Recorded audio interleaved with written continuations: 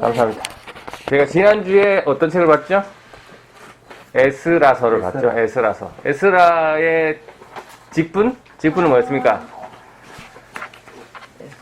에스라의 직분, 직별 뭐였습니까? 기억나십니까? 제사장. 그렇죠. 제사장. 맞습니다. 에스라서는 제사장, 에스라가 썼죠.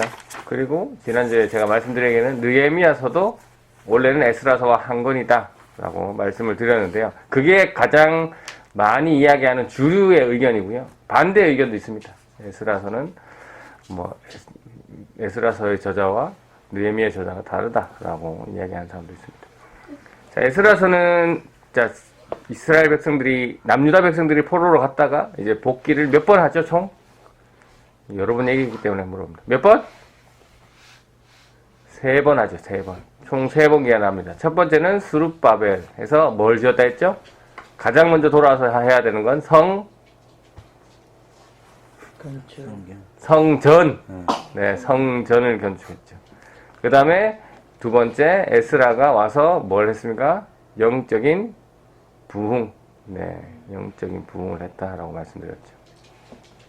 세 번째가 이제 오늘 다룰 느헤미야. 느헤미야는 와서 뭘 했을까요? 성벽을 짓습니다. 성벽. 네, 성벽. 그래서 지난주에 이 영적인 부흥이라 할 때 우리가 부흥이라는 단어도 찾아봤죠. 부흥. 네, 무엇이 양적으로 질적으로 늘어나는 것을 부흥이라고 했습니까? 아니요. 그래, 아니라고 했죠. 여기서 말하는 부흥은 어떤 의미였습니까? 성경에서 말하는 의미, 그 단어는 죽은 것이나 다름없는 것을 다시 살린다라는 의미가 부흥이었습니다. 네. 그래서 남유다 백성들이 돌아와서 이제 어떻게 살아야 할지 모를 때 에스라가 이야기합니다. 뭐라고 얘기하죠? 우리가 이렇게 된 것은 성전을 멀리했기 때문이라고, 하나님을 멀리했기 때문이라고, 그리고 이방 사람들과 결혼하면서 하나님이 싫어하시는 뭘 했기 때문에?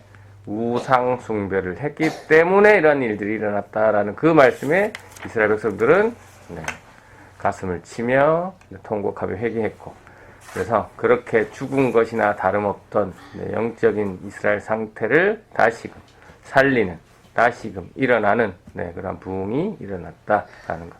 이 말씀에 비춰서 우리가 우상으로 섬기고 있는 것은 없는지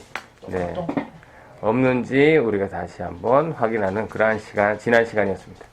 자, 오늘은 느헤미야입니다. 느헤미야. 네, 세 번째. 느헤미야의 이름의 뜻은 여호와께서 위로하신다라는 거. 성경은 아시겠지만 그 이름 그대로 하나님이 사용하시는 거기 때문에 하나님께서 여호와를 통해서 지금 포로 생활에서 돌아온 마음 둘 곳 없는, 정신을 못 차리고 있는 이 이스라엘 백성들에게 위로를 해주신다라는 것이죠. 느헤미야가 어떤 일을 했습니까? 크게는 두 가지를 했습니다. 이 느헤미야서를 보면 첫 번째는 1장에서 7장까지는 성벽을 재건하는 일을 느헤미야가 합니다. 그리고 두 번째는 8장에서 13장까지 마지막 두 부분인데, 이것은 또 영적 개혁을 합니다. 영적 개혁. 누구랑? 에스라와 함께.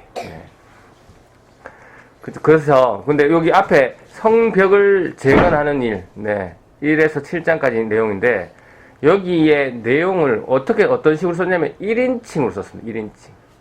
1인칭. 1인칭이 뭐냐면 그 사람의, 그러니까 쉽게 얘기하면 일기 형식으로 썼다는 거죠. 그러니까 느헤미야 자신이 썼습니다. 그러면 분명히 에스라가 썼다라는 견해가 주류인데, 이 느헤미야는 아무리 읽어봐도 느헤미야 자신이 스스로 쓴 것처럼 보인단 말이죠. 그래서 다른 소수 의견에는 느헤미야와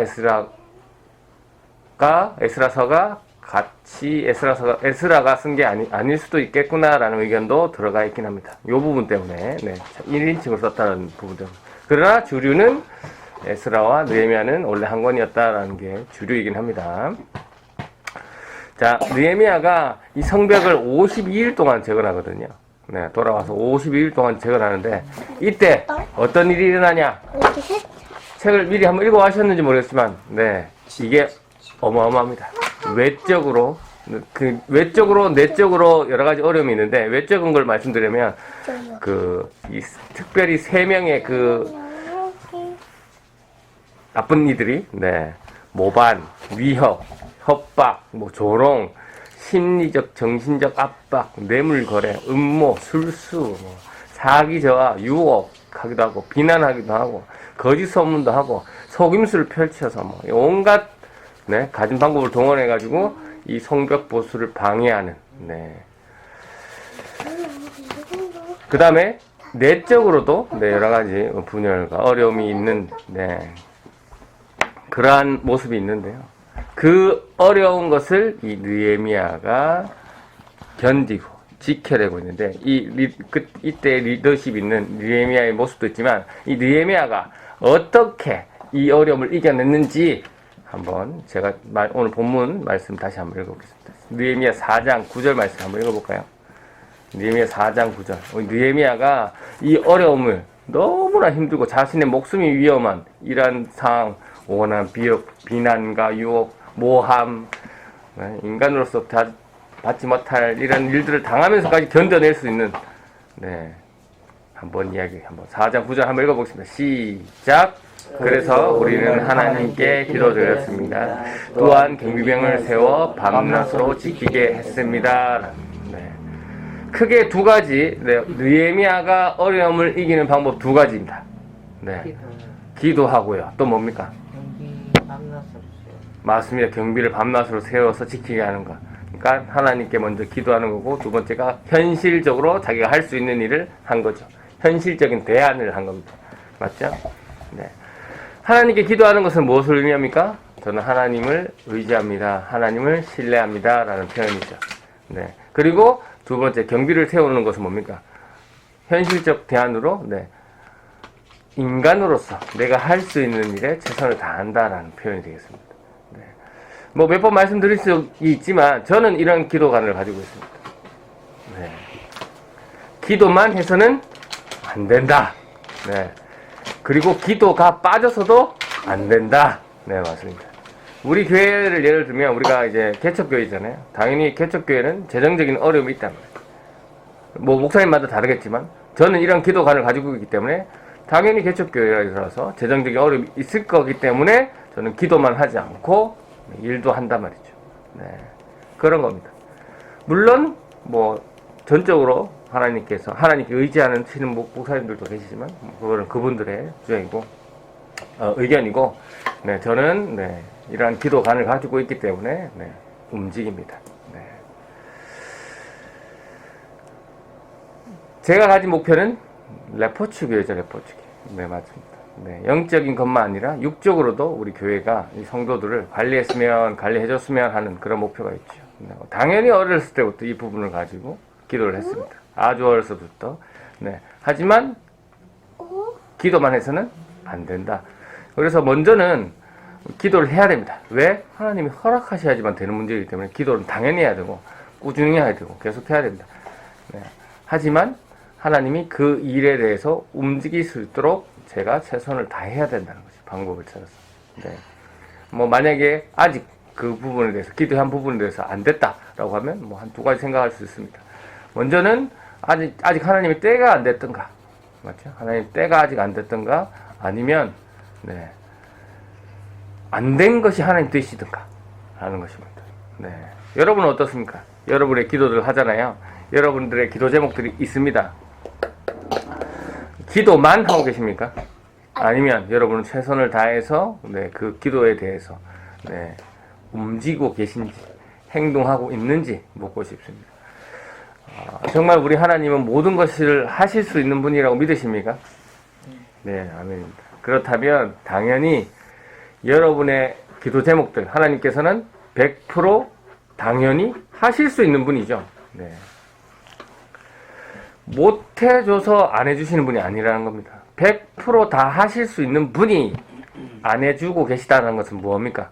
아직 하나님 때가 아니던가 모든 것을 다 아시는 하나님께서 그 기도 제목을 들어주는 게 큰 틀에서 여러 가지 의미 중에서 좋지 않다라고 생각하시기 때문일 겁니다. 우리는 하나님의 그 크신 계획들을 다 알 수 없는 존재들이기 때문에 그렇습니다. 이런 거는 하나님께 맡기면 됩니다. 하나님만이 하실 수 있는 거라서 우리가 할 수 있는 것은 기도하고 움직이라는 거죠. 그리고 이게 이제 1장에서 7장 내용이라면 8장부터는 이제 영적인 개혁을 합니다. 느헤미야가 에스라와 함께 이제 영적인 개혁을 하는데 그 내용을 보면 네, 언약을 다시 새깁니다. 하나님의 말씀을 다시 마음속에 새기고 이 말씀은 이 내용이다. 그래서 에스라에서 보셨듯이 이방 여인과 결혼하지 않아야 된다. 안식일과 안식년을 지켜야 된다. 성전세를 내고 제단에 나무를 바쳐야 된다. 제사장과 레위인들을 후원하고 그들에게 헌신해야 된다라는 얘기를 하죠. 그래서 이들이 다짐하고 그렇게 합니다. 네, 실제로 움직이죠. 이렇게 이제 이 기간이 12년이나 됩니다. 이 12년 동안 느헤미야가 이스라엘의 총독을 하고 나서 다시 바벨론으로 갑니다. 갔다가 얼마 있다가 다시 돌아오는데 다시 돌아오니까 이 앞에서 했던 언약을 새기고 뭐 이방 여인과 결혼하지 않고 안식일과 안식년 지키고 성전세 내고 하는 것들 지키고 있었을까요? 안 지키고 있었을까요? 맞습니다. 그때 당시는 울고 불고 잘못했습니다. 옷을 찢고 회개를 다 했는데 느헤미야가 갔다 오니까 다시 보니까 그대로더라. 그래서 느헤미야는 어떻게 합니까? 다시금 재개혁을 합니다. 재개혁. 네. 그래서 느헤미야가 이 느헤미야서를 통해서 우리가 알 수 있는 것을 정리해 보면 이 언약을 다시 갱신한다. 다시금 마음에 새기는 것이 중요하다라는 것도 알 수 있고 그 말씀이 중요하다. 네, 라는 것도 알 수 있고 기도의 중요성에 대해서도 우리가 이 느헤미야서를 알 수 있고 그 다음에 이 느헤미야가 없으니까 또 이런 일들이 벌어나니까 리더자가 어떤 결단을 가지고 어떻게 가냐에 따라도 다르구나 라는 거 알 수 있고 그 다음에 예배가 그러니까 성경 중심의 생활이 얼만큼 중요한지를 또 느헤미야서를 보면서 우리가 깨달을 수 있게 됩니다. 그래서 보면 이 변화하는 것, 있던 것을 변화시켜서 바꾸는 것을 뭐라 합니까? 개혁이라고 하잖아요. 이 개혁 쉽지 않구나. 이스라엘 백성들이 느헤미야가 없으니까 다시 돌아가는구나 라는 것을 보면서 그리고 느헤미야가 다시 돌아왔을 때 재개혁을 하거든요.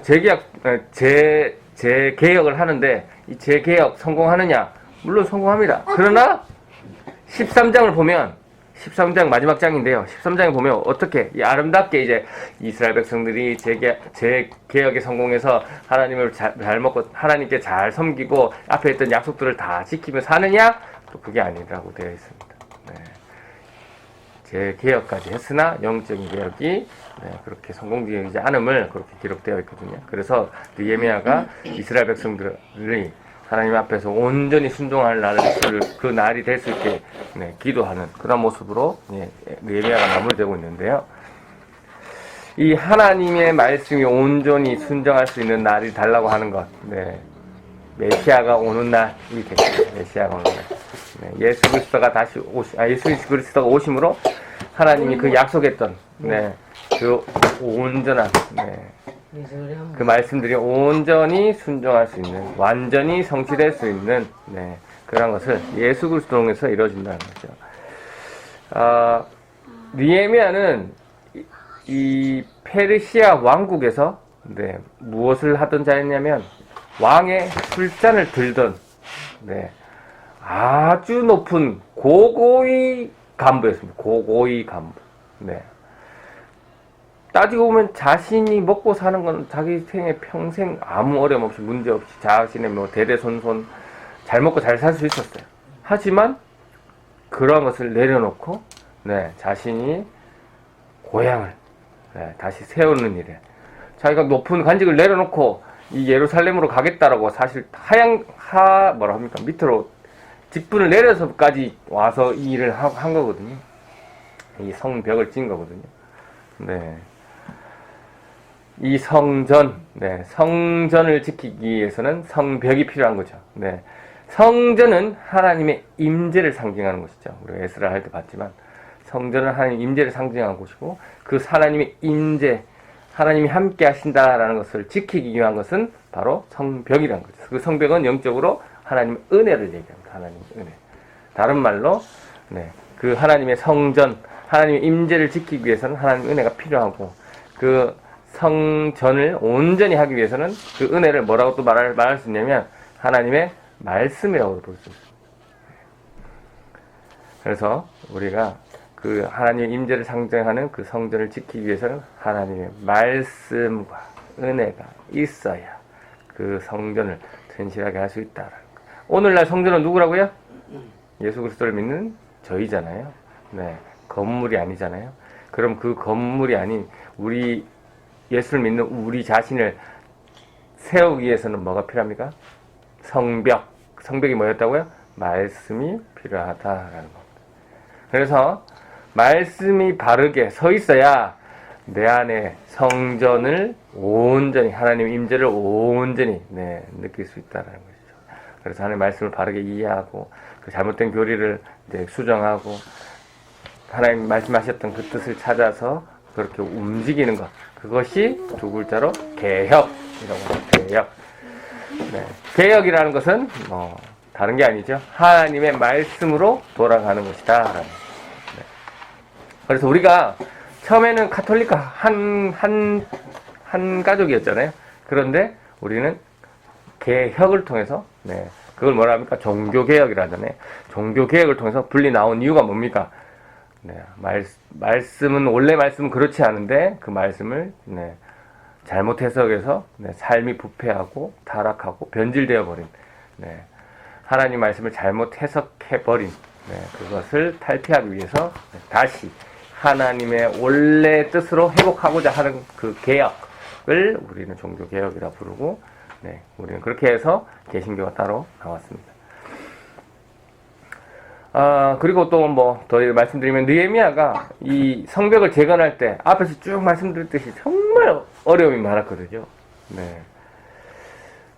그 다음에, 그걸 잘 버텨내나 했지만, 그리고 또 영적인 개혁을 했음에도 불구하고, 한 번, 두 번 재개혁을 했는데도 여전히 잘 안 되는 모습을 봅니다.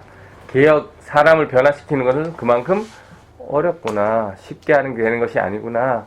개혁도 지속적으로 해야 되는구나. 라는. 우리 오늘날 교회들이 자꾸 본질을 잃어버리고 다른 것에 집중할 때, 나는 믿음의 사람으로, 하나님 말씀으로 돌아가야 되는구나. 하나님 개혁을 해야 되구나. 라는 그러한 깨달음이, 그 다음에 개혁이 필요하고, 그러나 그게 잘 된다고요? 잘 안 됩니다. 잘 안 돼요. 사람 잘 안 변해요. 그러나 반복적으로 좋은 리더자를 따라서 그런 일들을 감당해야 된다는 거죠. 느헤미야가 고위 간직을 버리고 이스라엘로 내려와서 성벽을 지을 듯이 예수 그리스도가 하나님의 아들이심에도 불구하고 신이심에도 불구하고 하나님이심에도 불구하고 이 땅에 내려와서 인간들을 위해서 죽어주신 것. 느헤미야는 누구의 그림자다? 예수 그리스도의 그림자다라는 것. 느헤미야의 모습에서 예수님의 모습을 우리가 발견할 수도 있습니다. 그래서 바라옵기는 우리 부산 레포주교회 성도님들도 원래는 내가 하늘의 시민이고 있지만 다른 사람을 위해서 나의 몸을 낮추고 나의 인격을 낮추고 나의 자존심 이런 것들을 내려놓고 다른 사람이 잘 설 수 있도록 원래 내가 이 선택을 했으면 나 혼자는 잘 먹고 잘 설 수 있었고 이렇게 잘 나갈 수 있었지만 이런 걸 내려놓고 너와 함께 동행하고 너와 함께 주의 길을 같이 걷는 이러한 생각들 이러한 헌신들이 필요하다라는 것. 바라옵기는 우리 부산 레포츠교회 성도님들은 주님이 하셨듯이 또 느헤미야가 했듯이 편한 길, 쉬운 길이 있지만 그런 것들을 내려놓고 하나님의 영광을 드러나는 일에 우선순위를 두고 하나님 말씀에 순종하셔서 하나님을 기쁘시게 하는 삶을 살아내는 저와 여러분 되시기를 주님의 이름으로 축원합니다. 아멘. 감사합니다.